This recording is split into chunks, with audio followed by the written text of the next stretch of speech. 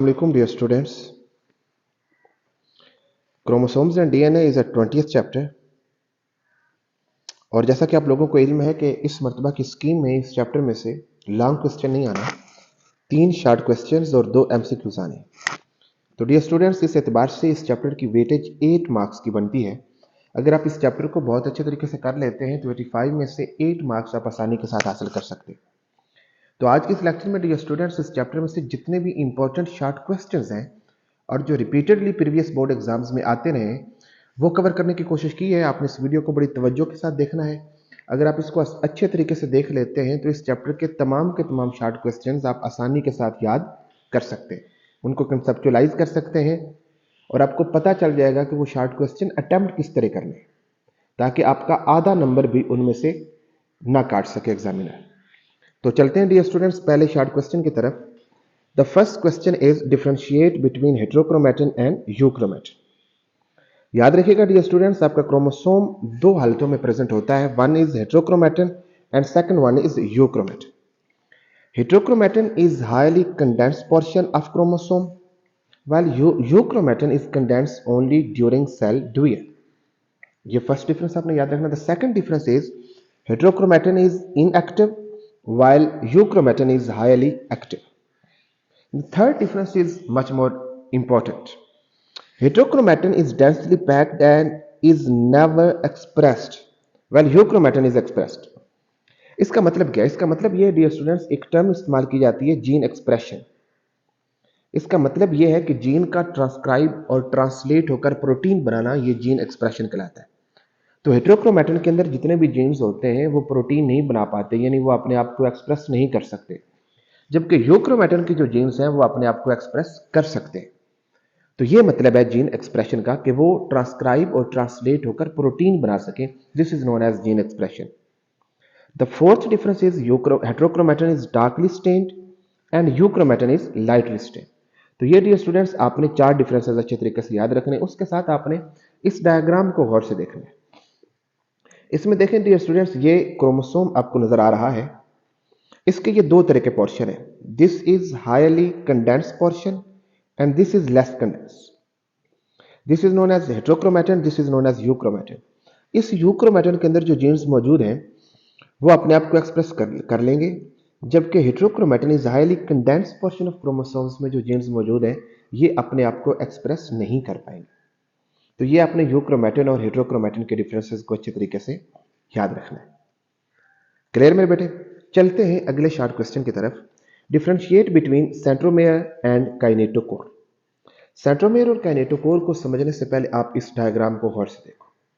Dear students, ये आपको chromosome नजर आ रहा है और क्रोमोसोम का ये जो कॉन्स्ट्रिक्टेड रीजन है, ये जो कॉन्स्ट्रिक्शन है, this constriction is known as centromere. ये कॉन्स्ट्रिक्शन है और इसके इर्द गिर्द एक प्रोटीन का बना हुआ कंप्लेक्स है, ये आपको नजर आ रहा है। This is known as kinetochore. So kinetochore is a complex of protein that surrounds centromere. आप लोगों को इल्म है कि एनाफेज के दौरान स्पिंडल फाइबर्स क्रोमैटिड्स को सेपरेट करते हैं। तो वो पॉइंट जहां पर स्पिंडल फाइबर्स आकर जुड़ते हैं वो काइनेटोकोर है। आप लोगों को इल्म है कि स्पिंडल फाइबर्स 2 तरह के होते हैं, एक नॉन काइनेटोकोर स्पिंडल फाइबर्स और एक काइनेटोकोर स्पिंडल फाइबर्स। जो काइनेटोकोर स्पिंडल फाइबर्स हैं, जो आपको ये नजर आ रहे हैं, ये आकर सेंट्रोमेयर के ऊपर मौजूद काइनेटोकोर से जुड़ते हैं और एनाफेज के दौरान क्रोमैटिड्स को सेपरेट करने में इस्तेमाल होते हैं। तो सेंट्रोमेयर और काइनेटोकोर इकट्ठे ही मौजूद होते हैं। तो इस एतबार से अगर ये शॉर्ट क्वेश्चन आ जाए तो आपने इसको किस तरीके से अटेम्प्ट करना है। तो देखिए, centromere is a constricted region of chromosome. ये क्रोमोसोम का रीजन है, जबकि kinetochore is a protein complex. Centromere consist of highly specialised repetitive DNA sequences. क्योंकि ये क्रोमोसोम का पार्ट है तो इसके अंदर डीएनए की सीक्वेंसेस मौजूद होंगी और ये चूंकि प्रोटीन है और ये सेंट्रोमेयर के गिर्द असेंबल होती है। It is not a part of DNA. It is clearly visible with the light microscope, while kinetochore have the ability to bind spindle fibres यानी माइक्रोट्यूब्यूल्स। तो ये अपने 3 डिफरेंसेस अच्छे तरीके से याद रखना। चलते हैं dear students next short question की तरफ। Differentiate between lagging strand and leading strand. Dear students, जब डीएनए रेप्लिकेट होने लगता है तो उनकी 2 स्ट्रैंड सेपरेट हो जाती हैं, जैसा कि आपको इस डायग्राम में नजर आ रहा है। ये रेप्लिकेशन के दौरान डीएनए की दो स्ट्रैंड्स हैं, एक को हम लीडिंग स्ट्रैंड कह रहे हैं, एक को हम लैगिंग स्ट्रैंड कह रहे हैं। इनका बुनियादी फर्क ये याद रखिएगा कि वो स्ट्रैंड जिसके अगेंस्ट रेप्लिकेशन फॉर्क की तरफ प्रोसीड कर रही है वो लीडिंग स्ट्रैंड है, और जो जिसके against replication away from the replication fork की तरफ जा रही है वो लैगिंग स्ट्रैंड है। तो लीडिंग स्ट्रैंड पर रेप्लिकेशन फॉर्क की तरफ होती है, जबकि लैगिंग स्ट्रैंड में रेप्लिकेशन फॉर्क से अवे जाती है। दूसरा फर्क याद रखिएगा डियर स्टूडेंट्स, लीडिंग स्ट्रैंड पर आपको नजर आ रहा है कि रेप्लिकेशन कंटिन्यूअसली हो रही है, बीच में कहीं भी कोई गैप नहीं आ रहा है, जबकि लैगिंग स्ट्रैंड में देखो ये छोटे छोटे सेगमेंट की सूरत में हो रही है, यानी एक फ्रैगमेंट ये है, एक फ्रैगमेंट ये है, और इन फ्रैगमेंट्स को ओकाजाकी फ्रैगमेंट कहते हैं। तो लीडिंग स्ट्रैंड पर कंटिन्यूअसली हो रही है, जबकि लैगिंग स्ट्रैंड पर ओकाजाकी फ्रैगमेंट्स की सूरत में हो रही है। लीडिंग स्ट्रैंड पर जो आरएनए प्राइमर है ये एक मरतबा शुरू में इस्तेमाल होता है, जबकि लैगिंग स्ट्रैंड पर ये एक से ज्यादा मरतबा इस्तेमाल हो रहा है। जो ही नया ओकाजाकी फ्रैगमेंट स्टार्ट होगा तो लाइगेज प्राइमर नए सिरे से इस्तेमाल होगा। उसके बाद इन फ्रैगमेंट्स को जोड़ने के लिए एक एंजाइम चाहिए होता है जिसको लाइगेज कहते हैं। तो लैगिंग स्ट्रैंड पर लाइगेज चाहिए होता है, जबकि लीडिंग स्ट्रैंड पर लाइगेज की जरूरत नहीं होती। तो ये डिफरेंसेस अब आपने पेपर के ऊपर किस तरीके से इसको अटेम्प्ट करना ये देखिए। The first difference is lagging strand पर रेप्लिकेशन 5 प्राइम टू 3 प्राइम और लीडिंग स्ट्रैंड पर भी 5 प्राइम टू 3 प्राइम। ये अच्छे से नोट कर लो कि replication always proceeds in 5 prime to 3 prime direction. Replication हमेशा 5 प्राइम टू 3 प्राइम डायरेक्शन में होती है, क्योंकि जो नया न्यूक्लियोटाइड आकर अटैच होता है वो 3 प्राइम एंड पर आकर अटैच हो रहा है। तो ये एज सच इनमें कोई डिफरेंस नहीं है, ये सिमिलैरिटी है। सेकंड पॉइंट देखिएगा, it moves away from replication fork, यानी लैगिंग स्ट्रैंड रेप्लिकेशन फॉर्क से अवे जा रही होती है और leading strand moves towards replication fork. Third difference, it exhibits discontinuous replication and Okazaki fragments are formed. Leading strand, it exhibits discontinuous replication and Okazaki fragments are not formed.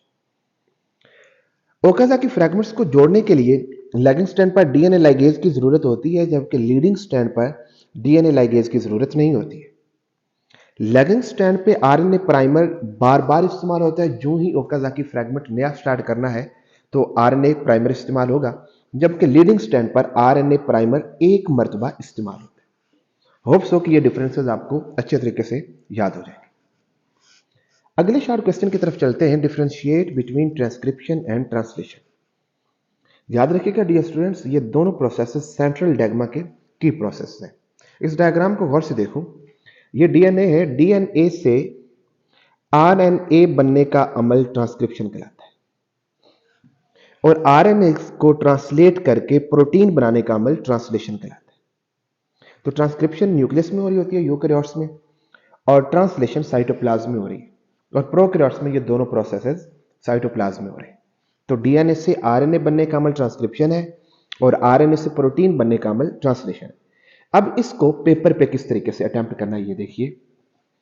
Transcription means synthesis of RNA from DNA is known as transcription. Translation, synthesis of protein from messenger RNA is translation. Transcription के दौरान जो enzyme होता है that is RNA polymerase enzyme. Translation में जो enzyme इस्तेमाल, बल्कि translation में एक्चुअली इलॉन्गेशन फैक्टर्स इस्तेमाल होते हैं, और उस प्रोसेस को स्टार्ट करने के लिए हमें स्टार्ट कोडान चाहिए, दैट इज AUG। राइबोसोम पर स्टार्ट कोडान AUG वो कोडान है जो जहां से ट्रांसलेशन का आगाज हो रहा है, एंड दैट इनिशिएशन और स्टार्ट कोडान इज AUG। उसके बाद थर्ड डिफरेंस देखिए, it is terminated bye stop signal, यानी ट्रांसक्रिप्शन उस वक्त टर्मिनेट होगी जब आरएनए पॉलीमरेज को रेपिटेटिव सीक्वेंसेस देखेंगे जिनको हम जीसी बेस पेयर्स कहते हैं और जिनको AT बेस पेयर्स फॉलो कर रहे होते हैं। GC base pair mean guanine cytosine, AT mean adenine thymine base pairs. और ट्रांसलेशन कब टर्मिनेट होगी, जब स्टॉप कोडान आ जाएंगे, और आपको इल्म है कि स्टॉप कोडान 3 है, UAA, UAG, UG। तो ये अपने ट्रांसक्रिप्शन और ट्रांसलेशन में तीन डिफरेंसेस याद रखने। उसके बाद अगले क्वेश्चन की तरफ चलते हैं dear students, differentiate between DNA replication and transcription. अब पहले हमने क्या देखा था, ट्रांसक्रिप्शन और ट्रांसलेशन का डिफरेंस देखा था। अब हम डीएनए रेप्लिकेशन और ट्रांसक्रिप्शन का डिफरेंस देखते हैं। ये देखिए डियर स्टूडेंट्स, आपको डीएनए नजर आ रहा है। अब एक तो ये कि इस डीएनए का एक रेप्लिका बन जाए, ये एक डीएनए दो डीएनए में रेप्लिकेट हो जाए, इस अमल को कहते हैं रेप्लिकेशन। एक डीएनए का दो डीएनए बन जाना, इस अमल को कहते हैं रेप्लिकेशन। और अगर इस डीएनए से हम एक आरएनए बना रहे हैं तो इस अमल को हम कहेंगे ट्रांसक्रिप्शन। तो डीएनए से डीएनए बनना यानी उसका रेप्लिकेट हो जाना रेप्लिकेशन है, और डीएनए से आरएनए बनना ये ट्रांसक्रिप्शन। अब हम इसका डिफरेंस किस तरीके से पेपर में लिखेंगे। DNA replication, it makes two identical DNA strands to the original strand, जबकि transcription is synthesis of RNA from DNA. DNA replication में तीन मेजर एंजाइम्स इन्वॉल्व होते हैं, डीएनए पॉलीमरेज 1, 2, 3। इसमें आरएनए पॉलीमरेज एंजाइम इस्तेमाल होता है। डीएनए रेप्लिकेशन के लिए, डीएनए बनाने के लिए आपको जो न्यूक्लियोटाइड्स चाहिए, दोज आर डीऑक्सी राइबोन्यूक्लियोटाइड्स, जबकि आरएनए बनाने के लिए जो न्यूक्लियोटाइड्स चाहिए, दोज आर राइबोन्यूक्लियोटाइड्स। तो डीएनए रेप्लिकेशन के लिए डीऑक्सी राइबोन्यूक्लियोटाइड्स दरकार होती हैं और ट्रांसक्रिप्शन के लिए राइबोन्यूक्लियोटाइड्स चाहिए। तो ये तीन डिफरेंसेस आपने याद रखने। अगले शॉर्ट क्वेश्चन की तरफ चलते हैं dear students. Differentiate between prokaryotic translation and eukaryotic translation. It's actually eukaryotic translation, ये चीज से नोट कर। अब ट्रांसलेशन का अमल प्रोकैरियोट्स में भी हो रहा है, ट्रांसलेशन का अमल यूकैरियोट्स में भी हो रहा है। फर्क सिर्फ ये याद रखिएगा कि प्रोकैरियोट्स के अंदर न्यूक्लियस नहीं होता है, न्यूक्लियर मेम्ब्रेन नहीं होती। तो ट्रांसलेशन में ट्रांसक्रिप्शन और ट्रांसलेशन, ये दोनों अमल साइटोप्लाज्म में हो रहे हैं। मैसेंजर आरएनए भी वहीं पे बन रहा है और प्रोटीन भी वहीं पे बन रही है। यानी अगर आप इस डायग्राम को गौर से देखो तो यहां पर ये साइटोप्लाज्म के अंदर प्रोसेस हो रहे हैं, ठीक है। जबकि यूकैरियोट्स के अंदर जो डीएनए न्यूक्लियस में मौजूद है, इसके बाद ये न्यूक्लियर मेम्ब्रेन है। तो डीएनए से जो आरएनए बन रहा है ये न्यूक्लियस में बन रहा है, फिर आरएनए न्यूक्लियस से बाहर साइटोप्लाज्म में राइबोसोम के पास आएगा और राइबोसोम फिर उसको ट्रांसलेट करके प्रोटीन बनाएगा। तो ट्रांसलेशन का अमल ट्रांसक्रिप्शन से बाहर साइटोप्लाज्म में हो रहा है। तो जहां पे डीएनए मौजूद है, प्रोटीन उससे फार अवे बन रही है, जबकि ये प्रोसेस एक दूसरे के क्लोज ही हो रहा है। तो ये आपने डिफरेंसेस याद रखने, प्रोकैरियोटिक और यूकैरियोटिक। तो प्रोकैरियोट्स में देखो dear students, prokaryotic translation takes place close to genetic material. क्यों? Because there is no nuclear envelope in prokaryotes. जबकि यूकैरियोट्स में ट्रांसलेशन साइटोप्लाज्म में हो रही है, जबकि उसका जेनेटिक मटेरियल न्यूक्लियस में मौजूद है। अब याद रखिएगा कि ट्रांसलेशन का आगाज AUG स्टार्ट कोडान करता है और स्टार्ट कोडान मैथ्योनिन को इनकोड करता है। AUG मैथ्योनिन को इनकोड कर रहा है। तो प्रोकैरियोट्स के अंदर जो पहला मैथ्योनिन है वो मॉडिफाइड फॉर्म होती है और उसको हम कहते हैं N-फॉर्माइल मैथ्योनिन, जबकि यूकैरियोट्स के अंदर उसकी मॉडिफाइड फॉर्म नहीं होती, वो मैथ्योनिन होता है। ट्रांसलेशन करने के लिए, प्रोटीन बनाने के लिए प्रोटीन फैक्ट्रीज चाहिए, और प्रोटीन फैक्ट्रीज आपको इल्म है राइबोसोम्स को कहते हैं। तो राइबोसोम्स जो प्रोकैरियोटिक राइबोसोम है उसका साइज है 70S और जो यूकैरियोटिक राइबोसोम है उसका साइज है 80S। ये फर्क नोट कर लो। अगर इनके सब यूनिट्स देखो तो प्रोकैरियोटिक राइबोसोम का जो स्मॉलर सब यूनिट है वो 30S का है, जो लार्जर सब यूनिट है वो 50S का है। यूकैरियोटिक राइबोसोम में देखो जो स्मॉलर सब यूनिट है वो 40S का है, जो लार्जर सब यूनिट है वो 60S का है। तो ये डिफरेंसेस आपने याद रखने। नेक्स्ट क्वेश्चन की तरफ चलते हैं। बड़ा इंपॉर्टेंट शॉर्ट क्वेश्चन है। Differentiate between codon and anticodon. Codon genetic code को कहते हैं। It is a combination of 3 nucleotides. So 3 nucleotide base sequence found on messenger RNA, इनको हम कोडान कहते हैं, जेनेटिक कोड कहते हैं। जेनेटिक कोड यानी डीएनए में जब वो 3 न्यूक्लियोटाइड की सीक्वेंस है फिर ट्रांसक्राइब होकर मैसेंजर आरएनए में आया और फिर आगे उसने ट्रांसलेशन में इंपॉर्टेंट रोल प्ले करना है, तो इसको कोडान कहते हैं। ठीक है, ये नोट कर लो, ये कोडान है। एंटीकोडान ये भी 3 न्यूक्लियोटाइड्स पर मुश्तमिल है, but it is found on transfer RNA. Messenger RNA जब राइबोसोम पर जाकर अटैच होता है तो उसके कोडान पर आकर ट्रांसफर आरएनए जब अमाइनो एसिड लेके आता है तो उसमें जो अटैच होना है, तो वो जो 3 न्यूक्लियोटाइड की सीक्वेंस है उसको हम एंटीकोडान कहते हैं। ये अगर आप डायग्राम को इसको देखो अच्छी तरीके से, अब ये मैसेंजर आरएनए है, ये आपको नजर आ रहा है, ये मैसेंजर आरएनए। यहां पर ये जो 3 न्यूक्लियोटाइड की सीक्वेंस है, इसको हम कोडान कहते हैं। अब ये इस वक्त अमाइनो एसाइल साइड पर, ए साइड पर मौजूद है।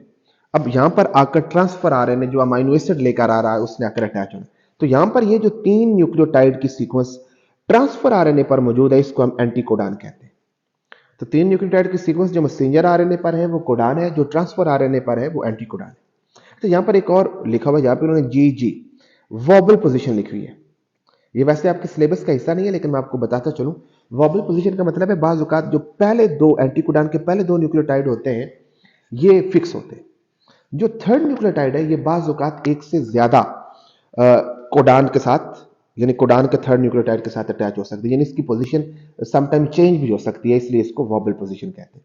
बहरहाल आपने सिर्फ ये याद रखना है कि वो 3 न्यूक्लियोटाइड की सीक्वेंस जो मैसेंजर आरएनए पर मौजूद है, उसे कोडान कहते हैं, और वो 3 न्यूक्लियोटाइड की सीक्वेंस जो ट्रांसफर आरएनए पर मौजूद है, उसको एंटीकोडान कहते हैं। क्लियर मेरे बेटे? उसके बाद याद रखिएगा, codon should be present in both RNA and DNA. Definitely जो आरएनए पर भी कोडान है, ये बेसिकली डीएनए से ही ट्रांसक्राइब होगा, जबकि anticodon it is always present on RNA, यानी ट्रांसफर आरएनए। एंटीकोडान डीएनए पर नहीं होता है। तो ये आपने 2 डिफरेंसेस याद रखने। नेक्स्ट क्वेश्चन बड़ा इंपॉर्टेंट है, differentiate between template and coding strand of DNA. याद रखिए डियर स्टूडेंट्स, ये स्ट्रैंड उस वक्त अपीयर होती है जब ट्रांसक्रिप्शन हो रही हो। जैसे लीडिंग और लैगिंग स्ट्रैंड तब अपीयर होती थी जब रेप्लिकेशन हो रही थी। टेम्पलेट एंड कोडिंग स्ट्रैंड उस वक्त अपीयर होती है जब ट्रांसक्रिप्शन हो रही है। इस डायग्राम को गौर से देखो। ये आपके पास डीएनए की 2 स्ट्रैंड्स हैं, ये सेपरेट हुई, एक ये वाली स्ट्रैंड, एक ये स्ट्रैंड। अब एक के अगेंस्ट आरएनए बन रहा है, ट्रांसक्रिप्शन हो रही है, दूसरी के अगेंस्ट कोई आरएनए नहीं बन रहा। तो जिसके अगेंस्ट ट्रांसक्रिप्शन हो रही है, जो ट्रांसक्राइबिंग स्ट्रैंड है, उसको हम टेम्पलेट स्ट्रैंड कहते हैं, यानी वो टेम्पलेट के तौर पे काम करती है और उसके अगेंस्ट आरएनए ट्रांसक्राइब होता है। जबकि उसकी जो अपोजिट स्ट्रैंड है, जो ट्रांसक्राइब नहीं हो रही, उसको हम कोडिंग स्ट्रैंड कहते हैं या सेंस स्ट्रैंड कहते हैं। तो सिर्फ आपने ये याद रखना है कि वो स्ट्रैंड जो ट्रांसक्राइब हो रही है वो टेम्पलेट है, नॉन कोडिंग या एंटी सेंस या नॉन सेंस स्ट्रैंड है, और उसके जो अपोजिट स्ट्रैंड है वो coding strand, sense strand, non transcribing strand है। ये अपने फर्क याद रखना है। तो पेपर के ऊपर किस तरह इनको अटेम्प्ट करना है, तो पहला डिफरेंस आपने इसी तरीके से पेपर में बीच में लाइन लगा के लिखना है, template strand is a strand of DNA which is transcribed, और उसकी जो अपोजिट स्ट्रैंड है जो ट्रांसक्राइब नहीं हो रही, उसको कोडिंग स्ट्रैंड कह रहे हैं। सेकेंड डिफरेंस देखिए, it is transcribe to form messenger RNA the process of in the process of transcription. This is the strand whose exact sequence is required in messenger RNA, यानी messenger RNA पर जो sequence है और जो coding strand की sequence है ये same है, इसलिए इसको कोडिंग स्ट्रैंड भी कहते हैं, इसको सेंस स्ट्रैंड भी कहते हैं, क्योंकि वो उसकी सीक्वेंस को सेंस कर रही होती। टेम्पलेट को एंटी सेंस भी कहते हैं और कोडिंग को सेंस स्ट्रैंड भी कहते हैं। क्लियर मेरे बेटे? अब हम चलते हैं अगले शॉर्ट क्वेश्चन की तरफ। Differentiate between nucleotide and nucleoside. ये आप लोगों ने फर्स्ट ईयर में भी पढ़ा था, सेकंड चैप्टर के अंदर, तो आपको पता होना चाहिए न्यूक्लियोटाइड और न्यूक्लियोसाइड में क्या डिफरेंस है। न्यूक्लियोटाइड के 3 कंपोनेंट्स होते हैं, जिसमें एक पेंटोज शुगर है, नाइट्रोजनस बेस है और फास्फेट ग्रुप। अगर ये तीनों कंपोनेंट्स मौजूद हो तो उसको हम न्यूक्लियोटाइड कहेंगे। अगर फास्फेट ग्रुप को रिमूव कर दें, सिर्फ नाइट्रोजनस बेस और पेंटोज शुगर हो, तो इसको हम न्यूक्लियोसाइड कहते हैं। सो न्यूक्लियोसाइड के 2 कंपोनेंट्स हैं, पेंटोज शुगर और नाइट्रोजनस बेस। न्यूक्लियोटाइड के 3 कंपोनेंट्स हैं, नाइट्रोजनस बेस, पेंटोज शुगर और फास्फेट ग्रुप। क्लियर? तो इनके ये डिफरेंसेस याद रखने हैं। It is made up of pentose sugar, nitrogenous base और phosphate group, and it is made up of only nitrogenous base and pentose sugar. Nucleotide is a building block of DNA and RNA, while nucleoside is not a building block of DNA and RNA. Nucleotide की example adenosine triphosphate, guanosine triphosphate, nucleoside के example adenosine, guanosine, cytidine, thymidine, these are nucleosides. Next question, what is an Okazaki fragment, how is it synthesised? ये आपने पहले lagging strand पर भी देख लिया है कि ओकाजाकी फ्रैगमेंट्स क्या होते हैं और ये किस तरीके से बनते हैं. अगेन इस डायग्राम को देखिए. इसमें डियर स्टूडेंट्स रेप्लिकेशन के दौरान जो लैगिंग स्ट्रैंड है इस पर रेप्लिकेशन कंटिन्यूसली नहीं होती बल्कि ये सेगमेंट्स की सूरत में होती है और इन सेगमेंट को, इन फ्रैगमेंट्स को ओकाजाकी फ्रैगमेंट्स कहते हैं. So these are fragments which are formed on lagging strand during replication. और बाद में इनको लाइगेज एंजाइम आकर जोड़ता है. तो इनका आपने किस तरीके से अटेम्प्ट करना है. तो Okazaki fragment is the short segment of DNA. ये कब बनते हैं? During replication. Okazaki fragments are formed on lagging strand. और फिर ओकाजाकी फ्रैगमेंट्स को आपस में जोड़ता कौन है? Ligase enzyme.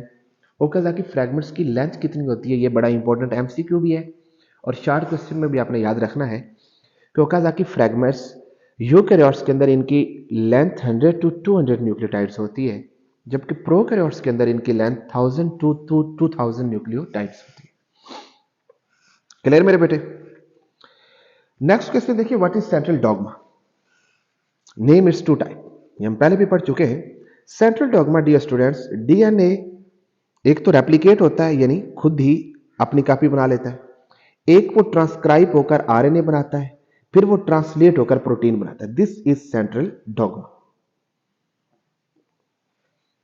तो mechanism of reading and expression of gene, देख ये एक्सप्रेशन का लफ्ज आ गया ना. हमने पढ़ा था कि हेटेरोक्रोमैटिन के अंदर जीन एक्सप्रेस नहीं होते, यूक्रोमैटिन के अंदर जीन एक्सप्रेस होते हैं. तो जीन का एक्सप्रेशन का मैकेनिज्म ये सेंट्रल डॉगमा है.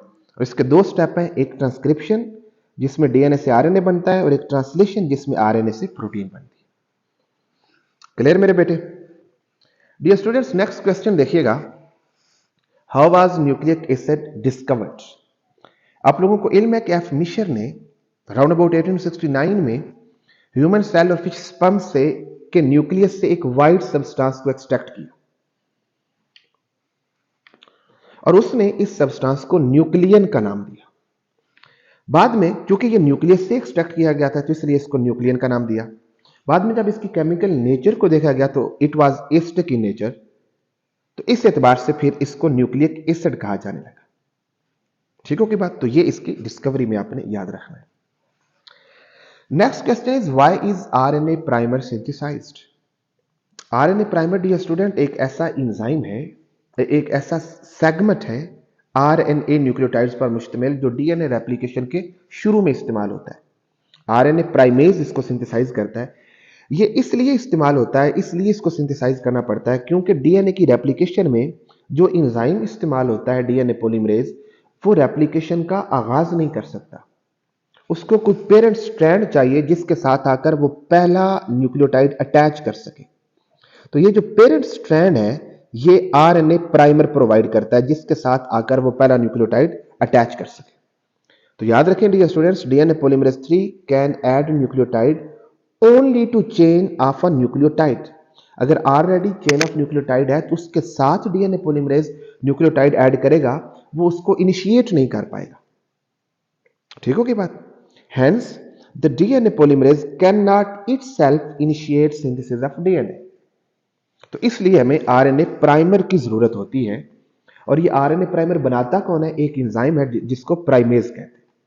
ये 10 न्यूक्लियोटाइड पर आरएन न्यूक्लियोटाइड पर मुश्तमिल आरएनए की सीक्वेंस है जिसको आरएनए प्राइमर कहते हैं और आरएनए प्राइमेज इसको सिंथेसाइज करता है. ये आपने अच्छे तरीके से याद रखना है डियर स्टूडेंट्स. अच्छा भाई, नेक्स्ट क्वेश्चन की तरफ चलते हैं क्विकली. What is nucleosome? इस डायग्राम को गौर से देखो डियर स्टूडेंट्स.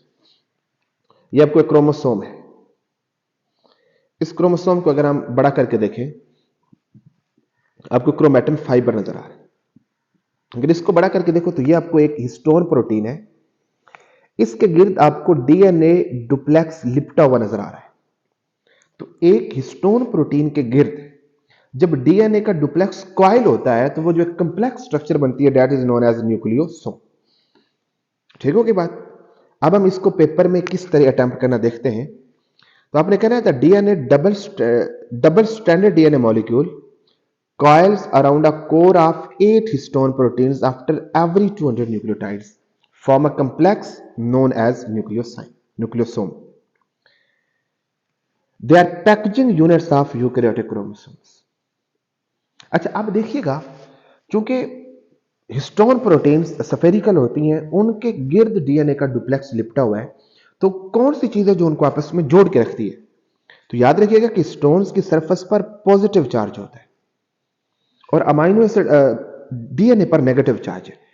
हिस्टोन पर पॉजिटिव चार्ज क्यों है? क्योंकि उसकी सरफेस पर बेसिक अमाइनो एसिड्स मौजूद हैं, और वो कौन से हैं? आर्जिनिन और लाइसिन। यानी अगर आप यहां पे देखो तो ये इसकी सरफेस पर, ये स्टोन प्रोटीन की सरफेस पर जो अमाइनो एसिड्स मौजूद हैं वो आर्जिनिन और लाइसिन है। उन पर पॉजिटिव चार्ज है और इसके गिर्द ये जो डीएनए है इस पर नेगेटिव चार्ज है, और ये आपस में एक दूसरे के साथ अट्रैक्ट करते हैं और जुड़े रहते हैं। ठीक होगी बात? They are thus strongly attracted to negatively charge phosphate groups of the DNA. तो ये अपने न्यूक्लियोसोम को के 4 पॉइंट्स अच्छे तरीके से याद रखें। अगला सवाल देखिए, डिफाइन ट्रांसफॉर्मेशन। ट्रांसफॉर्मेशन का मतलब है dear students, transfer of genetic material from one cell to another. एक सेल से दूसरे सेल में जो जेनेटिक मटेरियल ट्रांसफर हो रहा है, this is known as transformation, and it can alter the genetic makeup of recipient cell. इस recipient cell का जेनेटिक मेकअप अल्टर हो गया, this is transformation. Next question देखिए dear students, define karyotype. The particular array of chromosomes that an individual possesses is called its karyotype. इसको karyotype कहते हैं। Particular array of chromosomes that an individual possesses is called karyotype. अगर आप इस diagram को गौर से देखें तो ये ह्यूमन की karyotype है। ह्यूमन की karyotype में अब देखो, ये क्रोमोसोम 1 है, क्रोमोसोम 2 है, क्रोमोसोम 3, 4, तो ये जो पूरी तरतीब है, जो सीक्वेंस है, इसको हम क्या कह रहे हैं? karyotype। ठीक है, तो आपने कैरियोटाइप का अगर शॉर्ट क्वेश्चन आ जाए तो आपने उसको इस तरीके से अटेम्प्ट करना है। It is the arrangement of chromosomes based on their sizes. It shows marked differences among species and sometimes even among individuals of the same species. तो स्पीशीज के अंदर ये एक पर्टिकुलर डिफरेंस भी होता है, इवन इंडिविजुअल्स में भी कैरियोटाइप में डिफरेंसेस होते हैं। तो ये आपने अच्छे तरीके से याद रखना है। What is one gene one polypeptide hypothesis? On the basis of series of experiments, Beadle and Tatum concluded that genes produce their effects by specifying the structure of enzymes. जो जीन्स होते हैं वो अपना इफेक्ट किस तरीके से express करते हैं, वो एक पर्टिकुलर इंजाइम को इनकोड कर रहे होते हैं। इस रिलेशनशिप को वन जीन वन इंजाइम कहा गया। लेकिन बाद में पता चला कि इंजाइम्स के अंदर एक से ज्यादा पॉलीपेप्टाइड सब यूनिट्स होते हैं और एक जीन एक ही पॉलीपेप्टाइड चेन को इनकोड कर रहा होता है। तो बाद में इसको मॉडिफाई करके one gene one polypeptide hypothesis का नाम दे दिया। तो ये शॉर्ट क्वेश्चन भी इंपॉर्टेंट है, आपने इसको अच्छे तरीके से नोट कर लेना। नेक्स्ट शॉर्ट क्वेश्चन बड़ा इंपॉर्टेंट है, what is point mutation? Give one example. Point mutation का मतलब है डीएनए की न्यूक्लियोटाइड की सीक्वेंस में अगर न्यूक्लियोटाइड की सीक्वेंस में डिफरेंस आ जाए, this is known as point mutation. जैसा कि आपको यहां पे नजर आ रहा है, ये न्यूक्लियोटाइड की सीक्वेंस में adenine, guanine, cytosine, thymine, guanine, adenine, guanine, thymine, thymine. अब अगर आप इस एडेनिन की जगह पर को रिप्लेस कर दें गुआनिन के साथ, तो this is known as point mutation. ठीक हो की बात? तो इसकी एग्जांपल आपने देखनी है, सिकल सेल एनीमिया और phenylketonuria are examples of point mutation. इसमें सिर्फ एक न्यूक्लियोटाइड डिस्प्लेस होता है जिसके नतीजे में ये डिसऑर्डर आ जाता है। तो पॉइंट म्यूटेशन का मतलब है कि न्यूक्लियोटाइड की सीक्वेंस में तब्दीली आ जाए। और दूसरी म्यूटेशन की टाइप क्या? क्रोमोसोमल अब्रेशन, जिसमें क्रोमोसोम में बड़े लेवल पर चेंज आ जाए, वो क्रोमोसोमल अब्रेशन कहलाता है। उनको भी हम आगे देखते हैं। नेक्स्ट क्वेश्चन वही आ गया, what is chromosomal aberration? Write down its reason.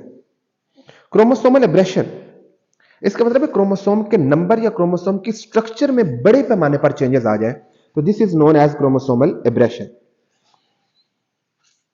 अब ये होता क्यों है, इसके रीजंस देखिए। आपको इल्म है कि सेल डिवीजन के दौरान या जहां पे जब गैमेट्स बन रहे होते हैं पर्टिकुलरली, तो क्रोमोसोम्स एक दूसरे से सेपरेट होते हैं एनाफेज के दौरान, उसको बोलते हैं डिसजंक्शन ऑफ क्रोमोसोम्स। अगर अ पेयर ऑफ क्रोमोसोम्स एक दूसरे से सेपरेट ना हो पाए तो उसको कहते हैं नॉन डिसजंक्शन ऑफ क्रोमोसोम्स। तो उसके नतीजे में एक सेल में ज्यादा क्रोमोसोम चले जाएंगे, एक में कम चले जाएंगे। इसके नतीजे में क्रोमोसोम के नंबर में चेंज आ जाएगी। This is known as chromosomal aberration. तो दीज आर मेगा चेंजेस। तो आप लोगों ने 21st चैप्टर में पढ़ा था कि इस क्रोमोसोमल एब्रेशन या नॉन डिसजंक्शन की वजह से डिफरेंट सिंड्रोम्स होते हैं। अपने डाउन सिंड्रोम पढ़ा होगा, टर्नर सिंड्रोम पढ़ा होगा, क्लाइनफेल्टर सिंड्रोम पढ़ा होगा, Edward syndrome, Jacob syndrome. So all of these are chromosomal aberrations, result of chromosomal aberrations. Clear मेरे बेटे? Next question, what is phenylketonuria? Phenylketonuria ये भी एक पॉइंट म्यूटेशन की वजह से बीमारी लगती है। इसमें एक अमीनो एसिड है फिनाइल एलानिन। इसको डिग्रेड करने के लिए एक एंजाइम चाहिए। अगर वो एंजाइम नहीं है, वो डिफेक्टिव एंजाइम है जो फिनाइल एलानिन को डिग्रेड नहीं कर सकता, तो इस कंडीशन को कहते हैं फिनाइल कीटोनुरिया। और उस एंजाइम का नाम क्या है? Phenyl alanine hydroxylase. ये एंजाइम फिनाइल एलानिन को डिग्रेड करता है। अगर ये फिनाइल एलानिन हाइड्रोक्सिलेज एंजाइम नहीं बन पा रहा, क्यों नहीं बन पा रहा? क्योंकि जिस न्यूक्लियोटाइड ने या जिस जीन ने इसको इनकोड करना था उसके अंदर म्यूटेशन आ गई, जिसके नतीजे में ये एंजाइम इनकोड नहीं हो सका और फिनाइल एलानिन फिर डिग्रेड नहीं होगा। तो उसके नतीजे में accumulation of phenylalanine in the cells leads to mental retardation, और इस कंडीशन को हम फिनाइल कीटोनुरिया कहते हैं। And it occurs due to point mutation. अब इसमें अमूमन बच्चे कंफ्यूज होते हैं अल्केप्टोनुरिया और फिनाइल कीटोनुरिया में। ये दोनों पॉइंट म्यूटेशन से हो रही है।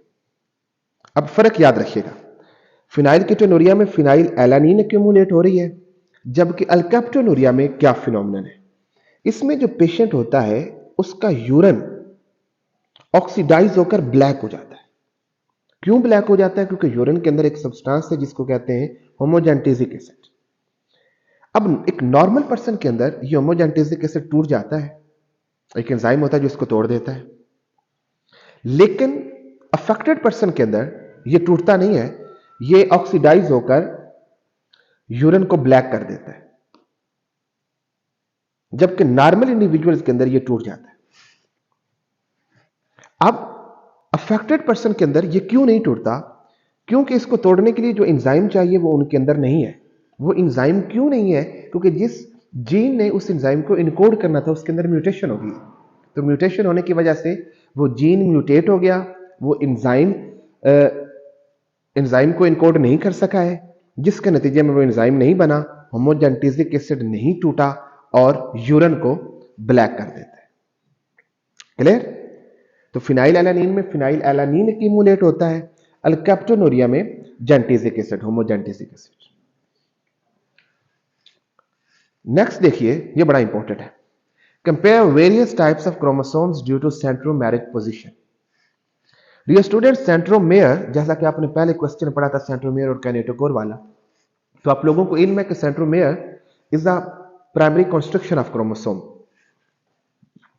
तो उस कंस्ट्रक्शन की बुनियाद पर क्रोमोसोम की 4 इंपॉर्टेंट टाइप्स है: मेटासेंट्रिक, सब metacentric, acrocentric and telocentric.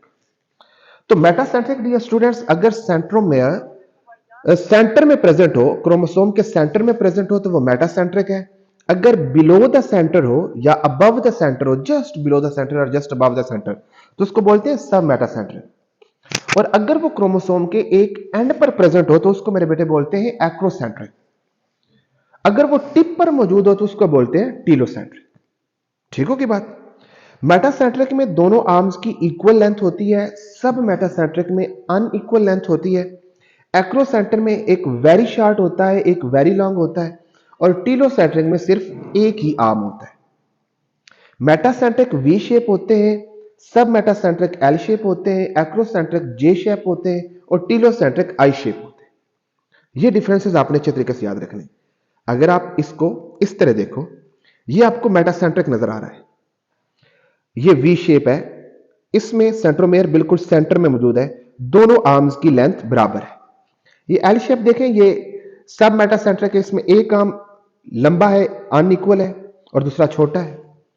Acrocentric जिसमें सेंट्रोमेयर एक एंड पर मौजूद है, ये जे शेप है, इसमें एक वेरी शॉर्ट आर्म है और एक वेरी लॉन्ग है। टीलोसेंट्रिक इसमें सेंट्रोमेयर टिप पर मौजूद है और इसमें सिर्फ एक ही आर्म मौजूद है। तो ये अपने 4 डिफरेंट टाइप्स ऑफ क्रोमोसोम्स याद रखने हैं on the basis of centromeric position. Clear मेरे बेटे? नेक्स्ट शॉर्ट क्वेश्चन देखिए, differentiate among conservative, semi conservative and dispersive replication. Conservative model, ये 3 तरह के डिफरेंट मॉडल्स ऑफ रेप्लिकेशन है। अगर आप पहले डायग्राम देख लें तो आपके लिए आसानी रहेगा कि इनको किस तरीके से याद रखना है।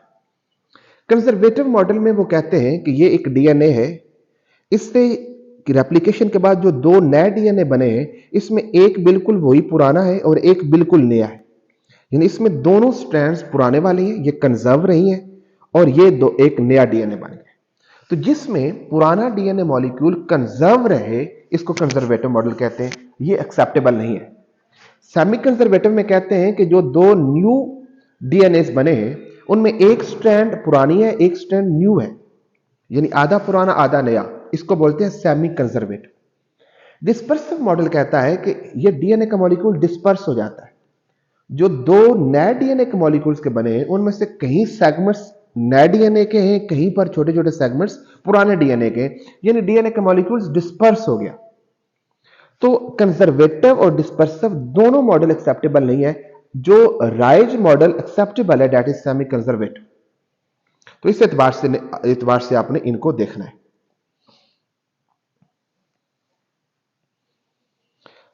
कंजर्वेटिव मॉडल में जैसा कि आपने डायग्राम में देखा है, the whole of parental DNA strands are conserved, जबकि सेमी कंजर्वेटिव में half of the parental DNA strands are conserved.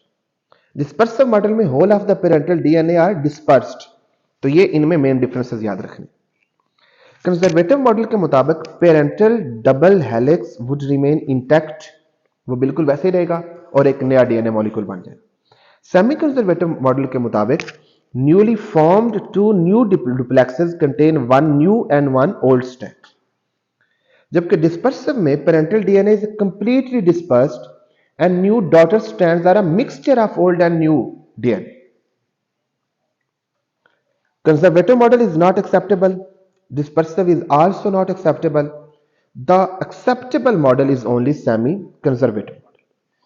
तो ये डियर स्टूडेंट्स आपने याद रखना है अच्छे तरीके से। The last question dear students देखिए, what is phosphodiester linkage. 2 nucleotide आपस में किस तरह जुड़ते हैं, इस डायग्राम को गौर से देखो डियर स्टूडेंट्स। ये आपके पास एक न्यूक्लियोटाइड है, ये इसका फास्फेट ग्रुप है जो कि 5 प्राइम एंड पर है। ये पेंटोज शुगर है और कार्बन नंबर 1 पर फास्फेट नाइट्रोजनस बेस अटैच है। कार्बन 3 पर OH है और एक तरफ कार्बन 5 के फास्फेट ग्रुप का OH है, यानी एक तरफ कार्बन 5 प्राइम है और एक तरफ कार्बन 3 प्राइम का OH है। होता यूं है कि ये आपस में रिएक्ट करते हैं और वाटर मॉलिक्यूल निकलता है और इनके दरमियान ये बॉन्ड बन जाता है, this is known as phosphodiester bond.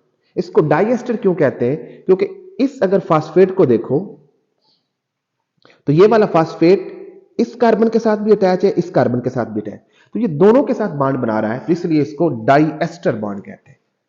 Clear मेरे बेटे? अब आपने इसको पेपर के अंदर किस तरह अटेम्प्ट करना है, आपने कहना the 5 prime phosphate and 3 prime hydroxyl groups of other nucleotide carbon allow DNA and RNA to form long chains of nucleotides after dehydration। आपको पता है कि इसमें एक वाटर मॉलिक्यूल रिलीज हो रहा है, तो इसलिए इसको डिहाइड्रेशन के बाद का प्रोसेस भी कह रहे हैं। The linkage is called phosphodiester bond because phosphate group is linked to the 2 sugars by means of a pair of ester bond। तो 5 prime phosphate group of 1 nucleotide and 3 prime hydroxyl group of other nucleotide, ये आपस में मिलकर DNA और RNA की एक long polynucleotide chain बनाते हैं और इनके दरमियान जो बॉन्ड बन रहा है उसको फास्फोडाइएस्टर बॉन्ड कहते हैं। एक मर्तबा जब फास्फोडाइएस्टर बॉन्ड बने तो एक वाटर मॉलिक्यूल रिलीज होता है, यानी डिहाइड्रेशन होती है। तो डियर स्टूडेंट्स, ये क्वेश्चंस आप लोगों ने बहुत अच्छे तरीके से याद रखने हैं। इनको अगर आप अच्छे तरीके से अटेम्प्ट कर लोगे तो आप इस चैप्टर में से जो 3 शॉर्ट क्वेश्चंस आते हैं उनको अटेम्प्ट करने में कोई प्रॉब्लम का सामना नहीं करना पड़ेगा। तो इस वीडियो को बार बार देखें। जो जो एमसीक्यू समझ में नहीं, शॉर्ट क्वेश्चन समझ में नहीं आता है, कमेंट सेक्शन में मुझसे पूछें, उन पर डिबेट करें। फिर अगली वीडियो में आप लोग को एमसीक्यू सेंड करूंगा। तो तब तक अपना बहुत सारा ख्याल रखिएगा डियर स्टूडेंट्स। अल्लाह हाफिज।